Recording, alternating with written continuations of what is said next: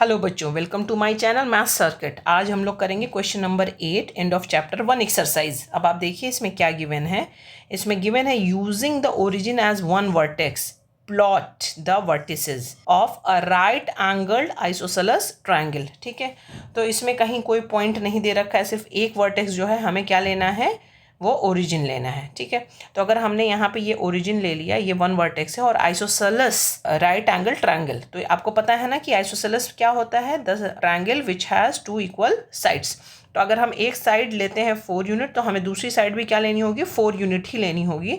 और ये आपको पता है कि ये क्या गिवन है हमारे पास, राइट एंगल ट्रायंगल, तो 90 डिग्री भी बने होना बहुत ज़रूरी है। तो ये देख लीजिए, 0 से x एक्सिस पे मैंने 4 यूनिट ले लिया है, वैसे ही 0 से y एक्सिस पे भी मैंने 4 यूनिट ले लिया है। ठीक है, ये मैं ड्रॉ कर दे रही हूँ। और ये एंगल इसके बीच में क्या है, ये एंगल इसके बीच में कितना है, 90 डिग्री है। ओके, तो जब ये एंगल हमारे पास 90 डिग्री आ गया और ये जो दोनों साइड हमारे पास इक्वल हो गए, अब हमें क्या करना है, इन दोनों वर्टिसेस को भी क्या करना है, हमें ज्वाइन कर देना है। ठीक है, इसको आप देख लीजिए, ये आ गया हमारे पास। इसको हम नेम दे सकते हैं, ये हम इसको लिख सकते हैं O, और ये आ गया हमारे पास A, और ये हमारे पास क्या आ गया B। तो ऐसे ही आप इसको कहीं पे भी पॉइंट ले करके प्लॉट कर सकते हैं। फॉर एग्जांपल अगर आप लेना चाहें तो ये मैंने इसको चूज़ कर लिया है, तो यहाँ से आप इसको अगर 8 यूनिट लेंगे, OA को अगर आप 8 यूनिट ले रहे हैं, तो OB भी आपको कितना लेना पड़ेगा, 8 यूनिट ही लेना पड़ेगा। तो वो भी है एक right angled isosceles triangle. Now come to the second part.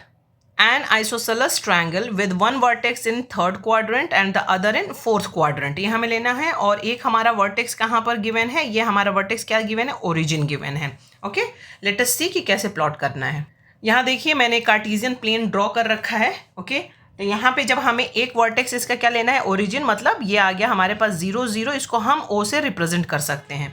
अब आप यहाँ पे कहीं पे भी A ले सकते हैं, जैसे कि हमने यहाँ पे ये ले लिया A, यहाँ आ गया हमारे पास थर्ड क्वाड्रेंट में।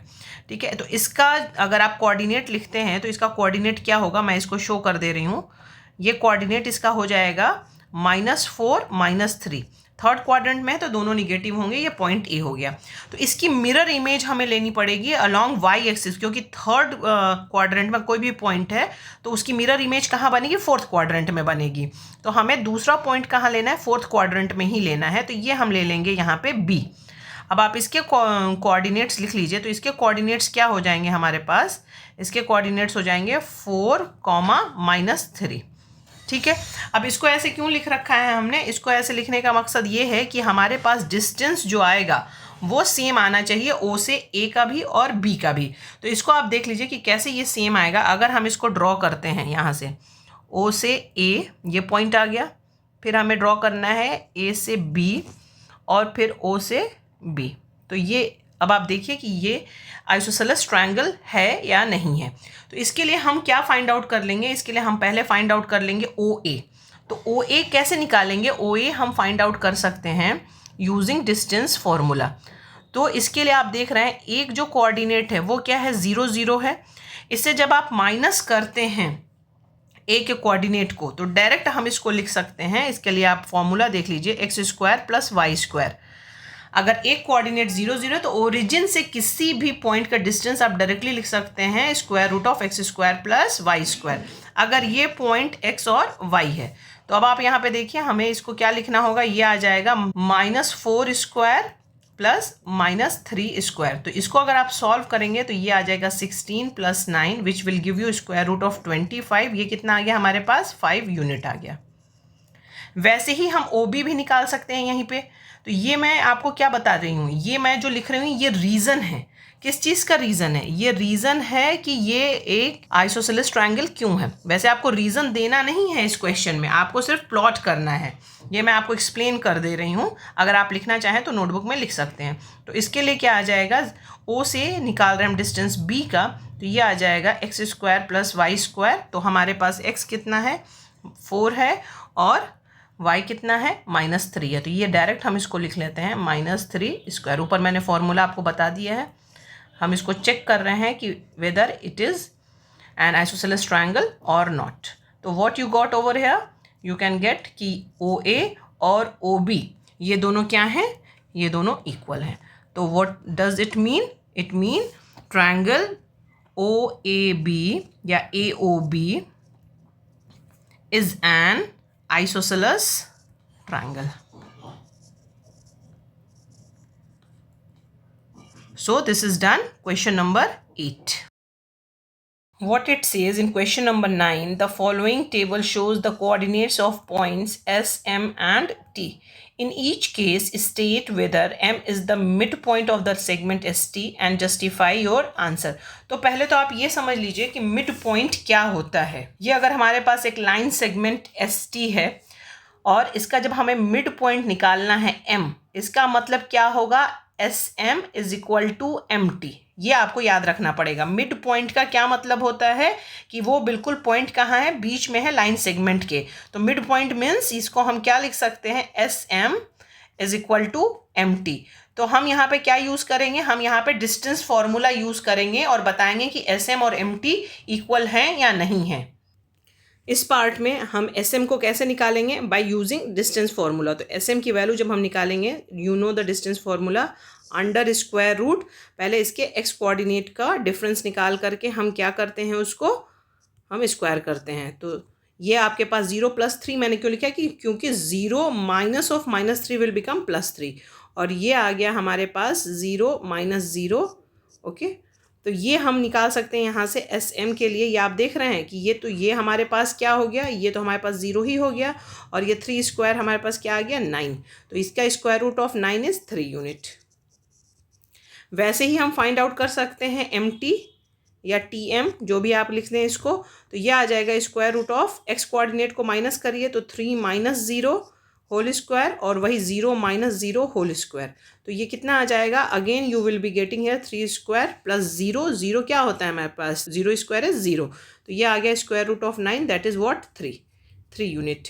तो आप देख रहे हैं यहाँ पे हम लिख सकते हैं therefore SM is equal to MT. It means ये क्या हो गया, क्या शो हो गया, M is the mid point of ST. इसी तरीके से हम बाकी पार्ट्स भी करेंगे. सेकेंड पार्ट में भी हम निकाल लेते हैं by using distance formula. We can find out SM. Length of SM हमें क्या मिलेगा, स्क्वायर रूट ऑफ, ये मैं बार बार आपको एक्सप्लेन कर रही हूँ, इसका डिफरेंस निकालेंगे एक्स कोऑर्डिनेट का, और उसके बाद हम किसका डिफरेंस निकालेंगे, वाई कोऑर्डिनेट का, और उसके बाद उसको स्क्वायर करेंगे. तो what can you write down here, 3 - 2 whole square plus 4 - 3 whole square. तो ये आपको मिलेगा यहाँ से square root of 1 square plus 1 square. तो आपको पता है 1 स्क्वायर इज 1, तो 1 + 1 that can be written √2 unit. वैसे ही हम MT भी फाइंड आउट कर लेंगे by using the same formula, distance formula. It can be written 4 - 3 whole square plus 5 - 4 whole square. अब आप इसमें भी देख रहे हैं कि ये भी हमारे पास सेम वही आ जाएगा, 1 square plus 1 square which will give you 1 + 1, और ये हमारे पास आ गया, ये भी आ गया √2 unit.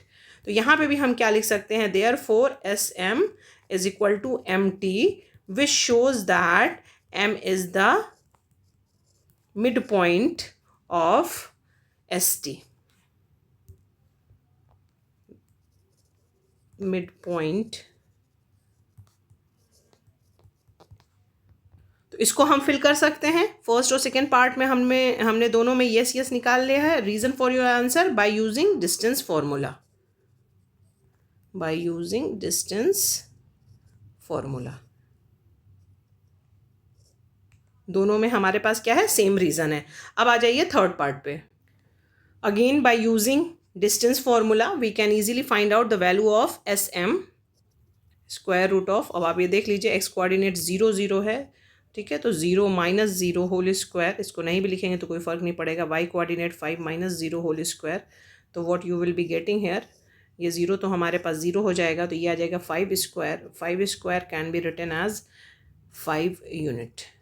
Square root of 5 square, तो स्क्वायर रूट जो है अपोजिट ऑपरेशन से. अब यहीं से हम MT निकाल सकते हैं. MT हमारे पास क्या हो जाएगा, इसमें भी एक्स कोऑर्डिनेट 0 ही है, तो हम इसको 0 - 0 होल स्क्वायर लिख सकते हैं, और यहाँ पे आ जाएगा -10 - 5 होल स्क्वायर. तो that can be written as 15 square. Okay, तो आप माइनस का भी स्क्वायर करते हैं तो भी आपको पॉजिटिव ही आंसर मिलता है. तो ऐसा कुछ नहीं कि -15 इसका आंसर आएगा, क्योंकि ये डिस्टेंस हम फाइंड आउट कर रहे हैं तो निगेटिव में नहीं ले सकते हैं. तो इसको हम क्या लिखेंगे, 15 यूनिट.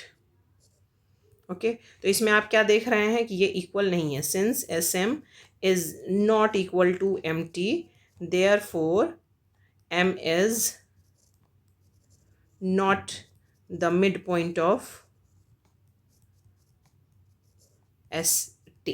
यहाँ मैंने पॉइंट का शॉर्ट फॉर्म लिख दिया है, ठीक है। अब आ जाइए इसके हम नेक्स्ट पार्ट पे। Again by using distance formula can find out the value of S M.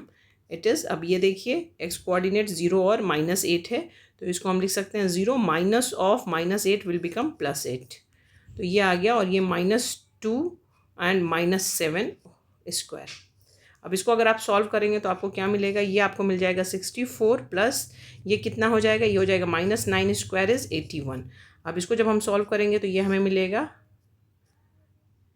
145, square root of 145 unit.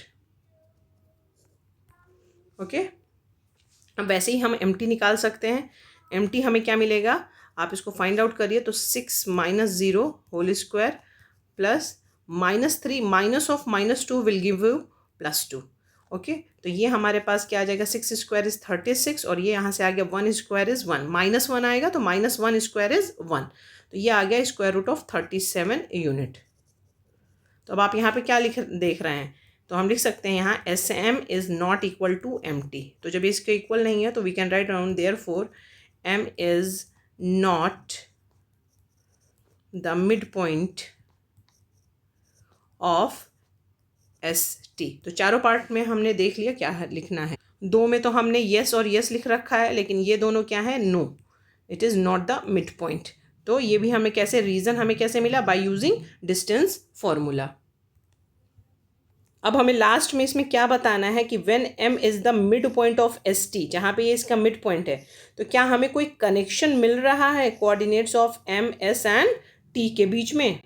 आप यहाँ देख रहे हैं मैंने वो 2 पॉइंट्स लिख रखे हैं जहाँ पे m जो है मिड पॉइंट है s और t का, यहाँ पे भी और यहाँ पे भी। टेबल से आप देख लीजिए, ये इसमें क्या है, इसका मिड पॉइंट है। तो इसमें हमें कनेक्शन क्या मिल रहा है कि अगर हम x कोऑर्डिनेट को ऐड करके 2 से डिवाइड करेंगे तो हमें m का x कोऑर्डिनेट मिलेगा। वैसे अगर y कोऑर्डिनेट को ऐड करके हम 2 से डिवाइड करेंगे तो हमें m का क्या है, y कोऑर्डिनेट मिलेगा। सिमिलरली हम इसमें भी देख सकते हैं कि अगर हम यहाँ से x कोऑर्डिनेट s का और t का x कोऑर्डिनेट ऐड करके 2 से डिवाइड करेंगे तो हमें m का x कोऑर्डिनेट मिलेगा, और इसके अगर y कोऑर्डिनेट को हम ऐड करके 2 से डिवाइड करेंगे तो हमें m का क्या मिलेगा, y कोऑर्डिनेट मिलेगा। तो अगर हम इसको लिख लेते हैं यहाँ पे, इसको x1 y1 x कोऑर्डिनेट, इसका x1 y1 s का कोऑर्डिनेट, और ये जो कोऑर्डिनेट है x2 y2 हम लिख लेते हैं t के कोऑर्डिनेट को। देयरफॉर हम यहाँ पे लिख सकते हैं coordinate of m, it can be written as x1 plus x2 upon 2। आप इसको वेरीफाई भी कर सकते हैं, चेक कर सकते हैं, and y1 plus y2 upon 2। ठीक है, तो ये हमें ये रिलेशन मिल गया कि ये इसका जो m का कोऑर्डिनेट है, क्या कनेक्शन है, the coordinate of m is average of the coordinate of the other 2 and points. ये इसका क्या आ जाएगा, इसका ये एवरेज आ जाएगा। एवरेज आप जानते हैं ना कि 2 को सम करके 2 से डिवाइड किया, या 3 को सम करके 3 से डिवाइड करना, वो इसका एवरेज होता है। तो एवरेज हमने इसका निकाल लिया, या आप इसको कह सकते हैं कि हमने इसका मीन निकाल लिया, जो भी वर्ड आपको समझ में आ रहा है। तो this is called mid point formula. तो ये इसके बीच में क्या आ गया, ये इसका रिलेशन आ गया।